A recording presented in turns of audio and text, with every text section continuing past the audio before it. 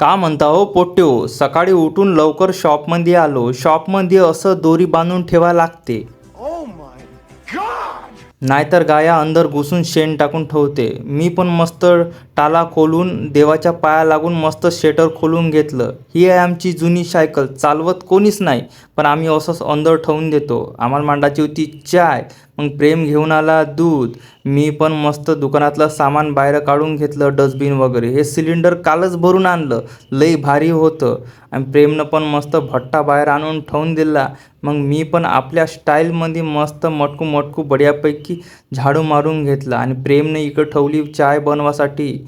आणि मला कापायचे होते आलू. मग आलू पाहिले तर मग डोकंच घुमलं. मग मी घेतले कचकच आलू कापून घेतले.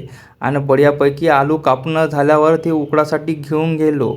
इकडं कस्टमर वाट पाहत होते, तर मग मी म्हणलं प्रेमले चाय टेस्ट करायचे. त्यानं बाहेरच सांडून घेतली. आणि मग मी बढियापैकी मस्त चाय पिऊन घेतली.